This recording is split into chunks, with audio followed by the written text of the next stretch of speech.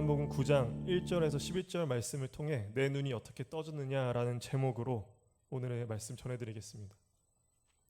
사람은 보는 대로 살아갑니다.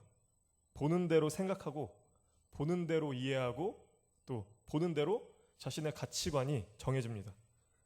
그래서 사람은 무엇을 보는지가 너무나 중요합니다. 보는 것은 내 마음에 씨앗을 심는 것과 같습니다.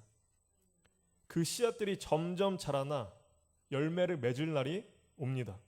그때 내가 무엇을 가장 많이 보고 무엇을 가장 중요하게 여겼는지에 따라 좋은 결실이나 나쁜 결실 또는 아무런 결실을 맺지 못하기도 합니다. 중요한 것은 사람은 보는 대로 마음에 씨앗을 심는다는 것입니다. 그리고 우리의 마음은 땅입니다. 우리가 보는 것을 씨앗이라면 그 씨앗을 마음의 땅에 어떤 씨앗을 심고 열매를 맺는지에 따라 우리의 마음은 좋은 땅이 되기도 하고 황폐한 땅이 되어지기도 합니다. 그래서 좋지 못한 씨앗을 계속해서 심어 내 마음이 이미 황폐해져 버렸다면 그 뒤에 아무리 좋은 씨앗을 심는다 할지라도 아무 열매 맺지 못할 가능성이 큽니다.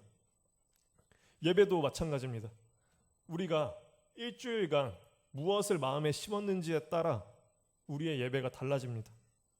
우리가 하나님을 향한 좋은 마음밭을 유지할 때 그때 복음이 심겨집니다. 그래야 좋은 열매를 맺게 됩니다. 그러나 우리의 마음이 돌밭, 가시밭, 콘크리트같이 황폐해졌다면 복음의 씨앗을 한 트럭 갖다 붓는다고 할지라도 아무것도 심겨지지 않고 다 복음이 사탄이 낚아채 갑니다.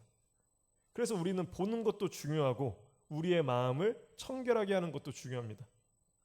여기서 마음을 청결하게 한다는 것은 세상을 살아가면서 내 마음에 누룩처럼 끼어버리는 세상의 소리와 사람들의 소리, 그 영향으로 생겨난 가치관, 하나님 말씀보다 더 자주 보고 많이 보고 내 마음에 조금씩 심고 있는 그 씨앗들, 이런 것들을 다 깨끗이 치워 버려야 된다는 것입니다.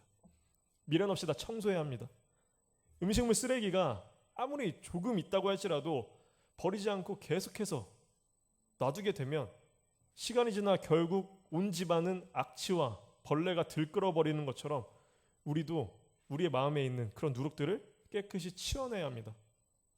그런 것들이 우리의 영의 눈을 가려버려서 하나님께서 나와 함께 계심을 보지도 못하고 나에게 말씀하시는 그 음성을 듣지도 못하고 그분의 일하심을 깨닫지도 못하게 만듭니다. 즉 우리의 마음이 먼저 청결한 상태에서 세상의 것들이 아니라 말씀과 성령의 임재하심으로 가득 채워야 합니다. 그러기 위해서는 우리가 예수 그리스도의 말씀의 씨앗을 우리 마음에 심어야 합니다. 그래야 우리가 변하기 시작합니다. 나도 변하고 삶도 변하고 구원받은 그리스도인으로서 참 자유의 삶을 살아갈 수 있습니다. 오늘의 본문은 우리가 진정으로 본다는 것이 무엇인지를 알려주고 있습니다. 진정으로 본다는 것은 육의 눈, 이 육의 눈 너머에 있는 믿음의 눈으로 보는 것을 말합니다. 그러나 우리는 믿음의 눈을 갖지 못합니다. 그래서 믿음이란 말만 계속해서 내뱉을 뿐이지 정작 믿음의 삶은 살지 못합니다.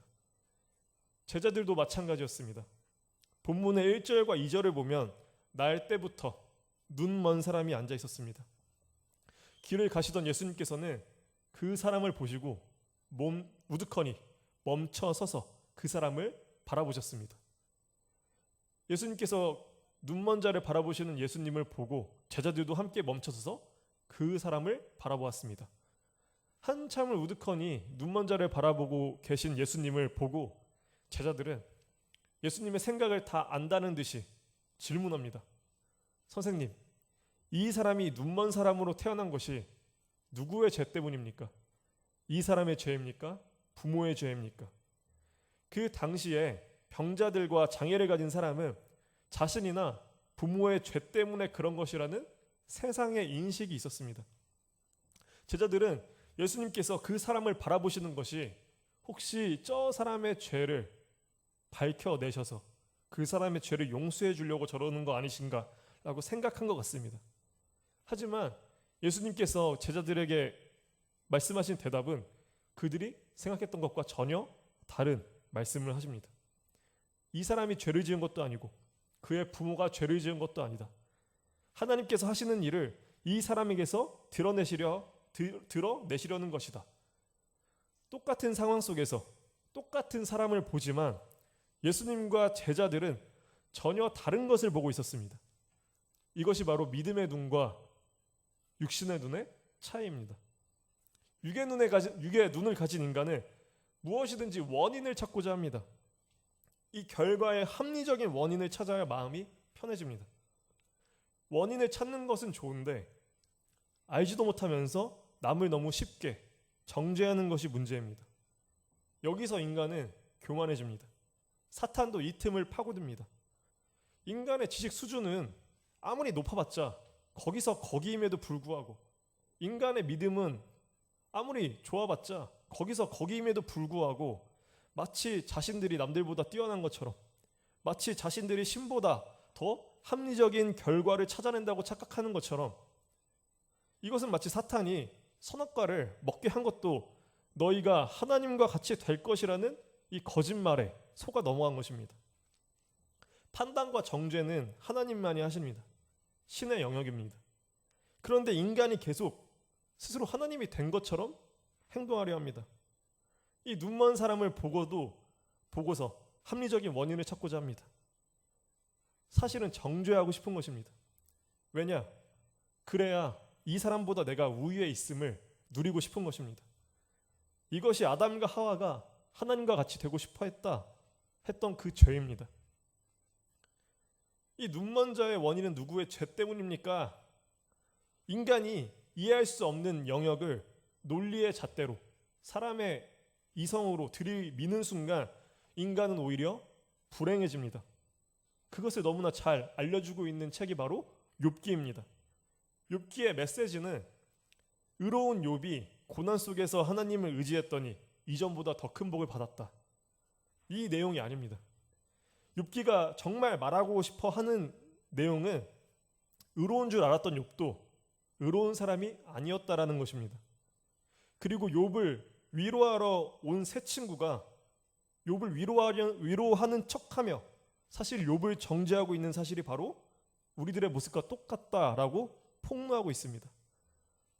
제가 아는 교회 목사님께서 정말 좋으신 분인데 건강이 많이 좋지 않아가지고 고생을 좀 많이 하셨습니다. 그래서 입원도 하시고 그렇게 되셨는데, 이제 장로님들 중에 한 분이 목사님께서 건강이 안 좋아진 게 기도를 안 해서 그런다, 영성이 안 좋아서 그런다 라고 너무나 쉽게 정죄하는 걸 보고, 그리고 그 말을 너무나 쉽게 사람들한테 옮기는 걸 보고 제가 굉장히 강하게 비판한 적이 있습니다. 이게 사실 우리들의 현재 모습이라는 것입니다.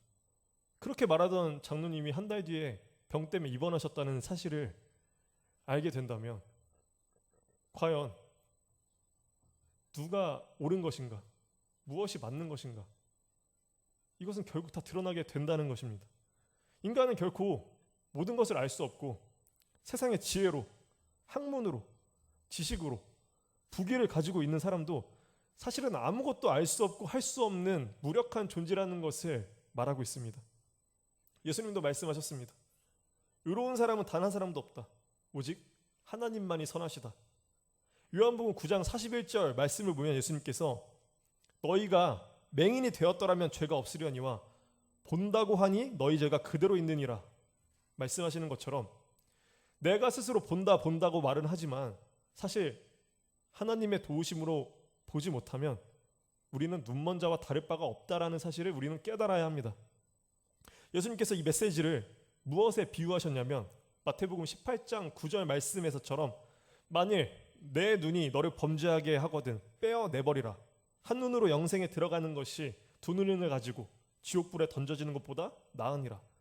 사람들은 자기가 본다고 의기양양 뽐내면서 하는 것이 결국 죄 짓는 것뿐이라는 것을 깨닫지 못하면 지금의 삶도 그렇고 이후의 삶도 지옥불에 떨어진 것만큼 늘 공허하고 목마르고 고통뿐이라는 것입니다. 그런 삶을 살 바에 차라리 눈이 없어서 세상에 바보 소리 들어도 세상이 아닌 오직 하나님을 보고 하나님의 눈으로 봄으로 영생에 들어가는 그 사람이 비교할 수도 없이 나은 삶이라 말씀하시는 것입니다. 그리고 이어서 말씀하십니다. 삼가 이 작은 자 중에 하나도 업신여기지 말라. 너희에게 말하노니 그들의 천사들이 하늘에 계신 내 아버지의 얼굴을 항상 배움느니라. 본다고 뽐내는 자들아, 너희들이 무시하는 그 사람들을 업신여기지 말라. 너희들이 절대로 보지 못하는 하늘에 계신 내 아버지의 얼굴을 그들의 천사들이 하늘에서 항상 뵙고 있다고 하십니다. 즉 육의 눈으로, 교만의 눈으로, 자신의 지식의 한계의 눈으로만 살아가는 사람은 하나님의 일하심을 결코 볼 수 없다고 말씀하십니다. 인간은 결코 하나님의 뜻을 헤아릴 수도 없고 파악할 수도 없습니다. 그래서 우리는 기도해야 합니다. 기도하는 자에게는 하나님께서 직접 자신의 뜻과 계획을 알려주시기 때문입니다. 성경에서도 믿음의 사람에게 하나님께서는 늘 자신의 계획을 미리 알려주셨습니다. 그래서 믿음에 있는 사람이 용기 있는 삶입니다. 그래서 우리는 이런 기도를 해야 합니다. 그 기도는 내 마음을 청결하게 한 상태에서 내 모든 생각과 가치관을 다 내려놓고 오직 하나님의 음성만을 순종으로 구하며 듣는 기도입니다. 그러나 많은 사람이 자신의 음성을 하나님께 들으라고만 합니다. 그래서 종교심 많아 보이는 이들이, 기도를 많이 한다고 하는 사람들이 오히려 정말 비인격적인 행동을 많이 하는 이유가 기도부터 이기적이기 때문입니다. 기도부터 듣지 않습니다. 자기 말만 하는 것입니다. 하나님에게조차 그럽니다. 그러니까 아무리 기도를 많이 해봤자 이기적일 수밖에 없는 것이죠. 그래서 순종하며 듣는 기도 없이는 신앙의 성숙은 절대 일어나지 못합니다.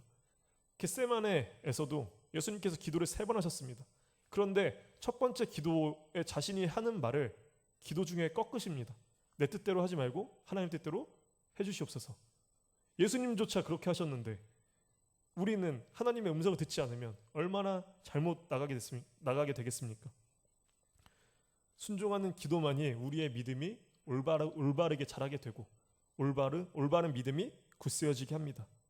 그래서 욥기에서 보면 욥이 마지막에 이르러서야 욥은 하나님의 음성을 듣고 그제서야 자신의 한계와 교만을 깨닫게 됩니다. 자신이 큰 죄인이었음을 비로소 깨닫게 됩니다. 욥은 그때 하나님께 엎드려 울며 통회하며 회개합니다. 바로 마음이 청결해진 것입니다. 욥기 42장 2절에서 6절을 제가 읽으면 욥이 무엇이라 고백하냐면, 주님께서는 못하시는 일이 없으시다는 것을 이제 저는 알았습니다. 주님의 계획은 어김없이 이루어진다는 것도 저는 깨달았습니다. 잘 알지도 못하면서 감히 주님의 뜻을 흐려놓으려 한 자가 바로 저입니다. 깨닫지도 못하면서 함부로 말을 하였습니다. 제가 알기에는 너무나 신기한 인들이었습니다. 주님께서 말씀하셨습니다. 들어라, 내가 말하겠다. 내가 물을 터이니 내게 대답하여라 하셨습니다. 주님이 어떤 분이시라는 것을 지금까지는 제가 귀로만 들었습니다. 그러나 이제는 제가 제 눈으로 주님을 뵙습니다. 그러므로 저는 제 주장을 거두어드리고 티끌과 잿더미 위에 앉아서 회개합니다. 그래서 욥이 의인이 된 순간은 1장이 아니라 사실 42장, 이 고백 이후인 것입니다. 똑같은 눈먼 자를 볼 때 예수님과 제자들이 다르게 보는 것처럼 우리도 예수님의 눈으로 보지 못하면 눈 떠 있지만 사실 눈먼 자들입니다. 반대로 눈이 보이지 않는다 할지라도 예수님의 눈으로 보는 사람은 비록 이 세상에서 눈먼 자일지언정 그 누구보다 선명하게 보는 자입니다.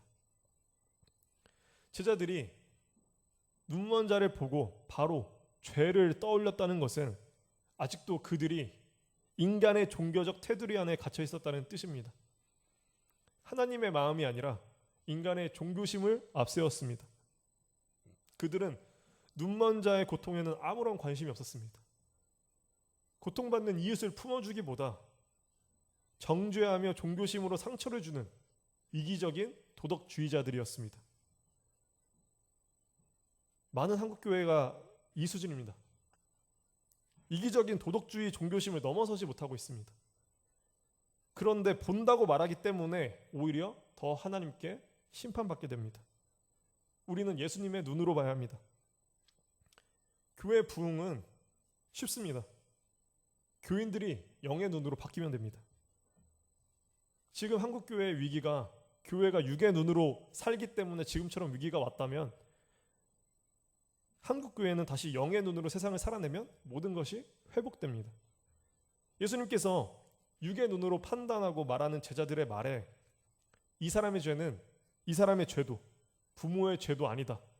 이 사람을 통해서 하나님께서 일할 것이다 라고 모두의 앞에서 선포하신 것처럼 예수님의 이 말씀은 지금 제자들의 말과 사람들의 정죄 속에 정말 수많은 상처를 받아온 그 사람의 마음을 치유하셨습니다.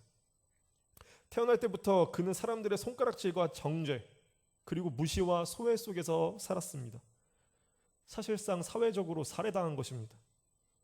그래서 그 사람은 그 수많은 시간 동안 정말 내가 무슨 죄를 지은 것일까? 아니면 부모님은 무슨 죄를 지었길래 나를 이렇게 괴롭게 만드는 것일까? 아마 평생 원망하며 살았을 수도 있습니다. 근데 그런 그에게 예수님께서 말씀하십니다. 너의 죄가 아니다. 너의 부모의 죄도 아니다. 다른 사람들은 다 너를 정죄하고 무시하지만 하나님께서는 남들과 똑같이 너를 사랑하시고 너를 향한 계획이 있으시다 라고 말씀하십니다. 그 음성을 들었을 때 눈이 보이지 않아 오히려 귀가 더 예민했을 그는 엄청난 위로와 은혜를 경험하게 됩니다. 예수님은 우리를 향해 그렇게 찾아오십니다. 물론 인간의 병과 장애는 죄의 결과가 맞습니다. 그러나 제자들과 같은 사람들이 착각하는 것처럼 그 죄는 그 사람의 죄, 나의 죄, 그런 죄가 아닙니다. 아담과 하와부터 인류의 시작부터 하나님을 거부한 모든 인간들이 동시에 지은 죄, 그 타락의 죄 때문에 생긴 결과물입니다. 모든 사람들이 지은 죄이며 지금도 짓고 있는 죄입니다. 나는 아무 책임 없는 척 남을 정죄하는 것도 교만의 죄를 짓고 있음을 깨닫지 못하고 있는 것입니다.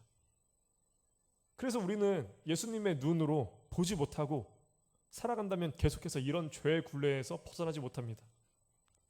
예수 그리스도께서 하나님의 눈으로 이 세상을 긍휼히 여기시어 우리를 위해 십자가에서 죽으시고 부활을 통해 승리를 우리에게 주셨음에도 영의 눈으로 보지 못해서 계속해서 패배자의 삶, 사탄의 영향 아래에서 살아갑니다.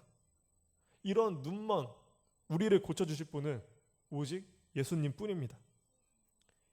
영의 눈으로 보시는 예수님은 제자들과 달리 그의 영혼을 보십니다.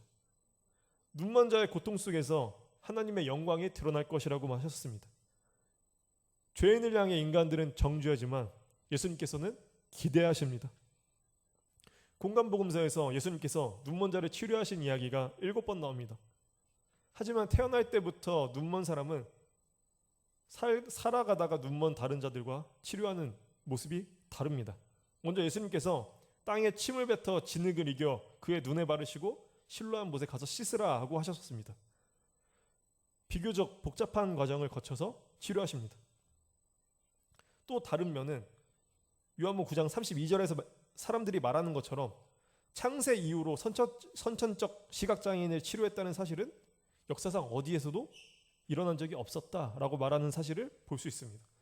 선천적 시각장애와 후각적 시각장애에 아주 큰 차이가 있음을 보게 되는데 예수님께서 본문에서 선천적 시각장애인을 치료하시기 위해 침과 흙을 지디겨 진흙을 만드시고 그의 눈에 바르셨다고 합니다. 예수님께서 침을 뱉어 환자의 병을 치유하신 적은 있지만 침을 흙과 섞어 진흙으로 눈에 바르신 것은 여기에서만 나옵니다. 그래서 이 본문에서 중요한 것은 진흙입니다. 왜 이 사람에게만 유독 진흙이 필요했을까요? 오경준 목사님의 책에 재미있는 해석이 나옵니다. 이 선천적 시각 장애인은 사실 애초에 안구가 아예 없이 태어났을 확률이 높다고 해석합니다. 그래서 예수님께서는 다른 시각장애인들과 다르게 안구가 없어 눈이 텅 빈 그 속에 흙을 채워 그 흙으로 새 눈을 창조하셨다라고 해석하는 것입니다. 이 사실은 바로 예수님께서 창조주이심을 이 세상에 증명하고 계신 것입니다. 창세기 3장에 흙으로 인간을 창조하셨던 것처럼 흙으로 안구를 창조해 채워주신 것입니다.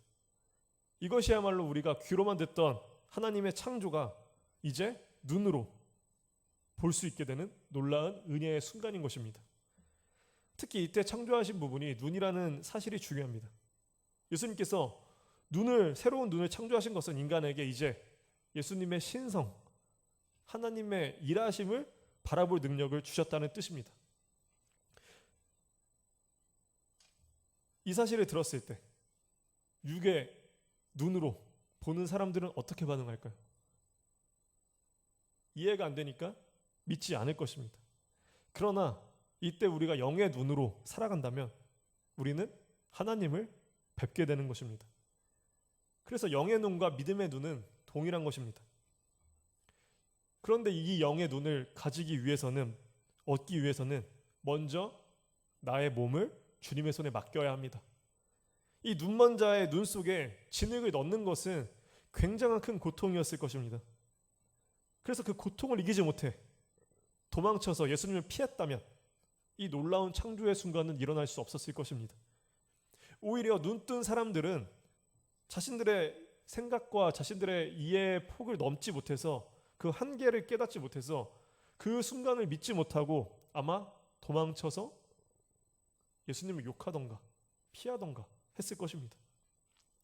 그러나 눈먼 자는 예수님의 말씀만을 의지할 수밖에 없었습니다. 이 눈먼 자가 날 때부터 눈멀었던 자, 모두에게 버림받은 이 사람이 도대체 무엇을 의지할 수 있었겠습니까? 오직 예수님의 말씀만을 의지할 수밖에 없었습니다. 예수님께서 그래서 마음이 청결한 자는 복이 있나니 그들이 하나님을 볼 것이미요 말씀하지 않으셨습니까?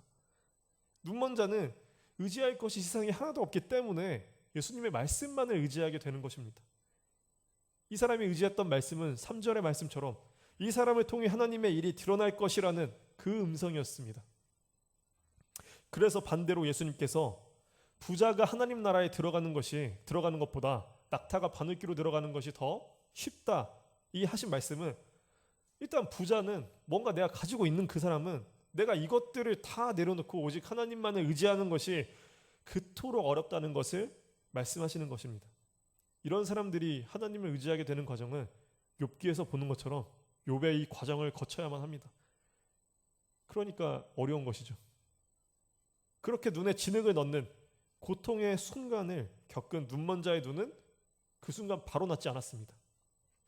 그에게는 말씀에 의지해 저 멀리 있는 실로암 못까지 가서 스스로 그 못으로 가서 눈을 씻는 그 과정이 남아 있었습니다. 그 과정은 우리가 다 고난을 겪었을 때 느끼는 것처럼 정말 쉬운 과정이 아닙니다. 정말 내 눈이 낫게 될지, 내가 지금 헛행동을 하고 있는 것이 아닌지, 오히려 일 때문에 내 상황이 더 나빠지는 것은 아닌지, 정말 내가 거기까지 갈 수 있을지, 내 눈이 고쳐질 것인지, 사람들이 나를 비웃는 건 아닐지, 이런 수많은 두려움과 불신의 파도 위에 올라가게 되는 것입니다. 그러나 마음이 청결했던 그는 끝까지 예수님의 말씀만을 순종했습니다. 그 사람이 실로암 못가까지 가는 그 와중에 주변에서 수많은 사람들이 얼마나 많은 소리들을 했겠습니까? 예수님을 욕하는 사람들, 예수님을 비방하는 사람들도 있었을 것이고, 또 반대로 예수님은 옳다, 너 복받았다라는 사람도 있을 것이고, 이 다양한 소리가 조롱하는 사람도 있었을 것이고, 네가 무슨 눈이 낫겠냐, 실로암 못에 가면 네가 뭐 할 수 있겠냐, 조롱하는 사람도 있었을 것이고, 그 수많은 가운데 우리는 마음이 청결해야지만이 예수님의 말씀 하나만을 계속해서 붙잡고 살아갈 수 있다는 것입니다. 그래서 그는 예수님 말씀에 순종했고 고통과 불편함, 불신을 모두 말씀에만 의지해 이겨냈습니다. 그렇게 묵묵히 말씀에만 따랐습니다. 그 결과 그는 마침내 새로운 피조물로 거듭났습니다. 그가 주님의 손길과 명령을 거부했다면 그는 새 눈도 새 창조도, 하나님의 일하심도 겪지 못하고 드러내지 못했을 것입니다. 그리고 정말 가장 큰 은혜는 자신이 하나님이 그토록 사랑하시는 사람이었다는 사실을 평생을 깨닫지 못했을 것입니다. 세상은 나를 다 무시하고 부모와 친척도 나를 무가치하다고 말하고 버렸지만 하나님께서는 나를 직접 찾아와 나를 새롭게 만드시는 분이심을 깨달은 것이 바로 가장 큰 은혜였습니다. 그렇게 우리도 세상의 유일한 참 빛, 예수님을 바라보게 됩니다. 예수님께서 우리에게 주신 새로운 눈을 가진 자는 예수님의 빛을 향해 나아갑니다. 그러나 계속해서 흙으로 돌아가 버릴 육신의 눈에 집착하는 자는 빛을 보고도 피해 어둠에 머무릅니다. 요한복음 7장 7절에 예수님께서는 세상의 일들을 악하다고 증언하셨습니다. 그런데 육의 눈을 가진 사람들은 예수님께 반항하고 자기의 의를 내세우고 자신의 완악함과 교만함을 벗어나지 못합니다. 그래서 영적으로 눈먼 자의 상태로 남아 있습니다. 하나님을 보지 못하고 하나님의 나라도 보지 못하고 구원받은 삶도 살지 못합니다. 그래서 예수님께서는 요한복음 9장 39절에 내가 심판하러 이 세상에 왔고 보지 못하는 자들을 보게 하고 보는 자들은 맹인이 되게 하려 함이라 말씀하셨습니다. 우리가 영의 눈을 받기 위해서는 예수님께서 요한복음 15장 1절에서 11절에 말씀하신 이 내용을 대로 살아야 합니다. 제가 이 말씀을 읽겠습니다. 나는 참 포도나무요 내 아버지는 농부이시다. 내게 붙어있으면 열매를 맺지 못하는 가지는 아버지께서 내게 붙어있으면서도 열매를 맺지 못하는 가지는 아버지께서 다 잘라버리시고 열매를 맺는 가지는 더 많은 열매를 맺게 하시려 손질하신다. 너희는 내가 너희에게 말한 그 말로 말미암아 이미 깨끗하게 되었다. 내 안에 머물러 있어라. 그리하면 나도 너희 안에 머물러 있겠다. 가지가 포도나무에 붙어있지 아니하면 스스로 열매를 맺을 수 없는 것과 같이 너희도 내 안에 머물러 있지 아니하면 열매를 맺을 수 없다. 나는 포도나무요 너희는 가지이다. 사람이 내 안에 머물러 있고 내가 그 안에 머물러 있으면 그는 많은 열매를 맺는다. 너희는 나를 떠나서는 아무것도 할 수 없다. 사람이 내 안에 머물러 있지 아니하면 그는 쓸모없는 가지처럼 버림을 받아서 말라버린다. 사람들이 그것을 모아다가 불에 던져서 태워버린다. 너희가 내 안에 머물러 있고 내 말이 너희 안에 머물러 있으면 너희가 무엇을 구하든지 다 그대로 이루어질 것이다.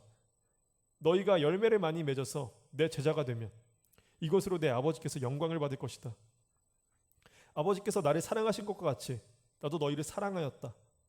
너희는 내 사랑 안에 머물러 있어라. 너희가 내 계명을 지키면 내 사랑 안에 머물러 있을 것이다. 그것은 마치 내가 내 아버지의 계명을 지켜서 그 사랑 안에 머물러 있는 것과 같다.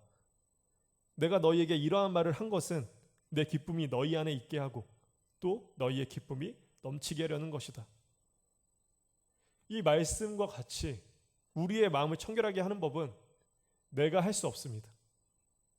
우리가 예수 그리스도의 말씀에 붙어 있고 우리가 예수님께서 만드신 이 공동체 안에 함께하고 이 공동체가 다른 것이 아니라 하나님의 말씀과 계명과 뜻에 순종하며 살아갈 때 하나님께서 가지치기 하시는 것처럼 우리 안에 있는 것들을 다 청결하게 해주신다라고 예수님께서 말씀하셨습니다. 그래서 우리는 그때 이미 우리의 마음이 예수님께서 깨끗하게 해주셨다. 십자가의 보혈로 우리를 청결하게 하셨다는 사실을 그제서야 깨닫게 됩니다.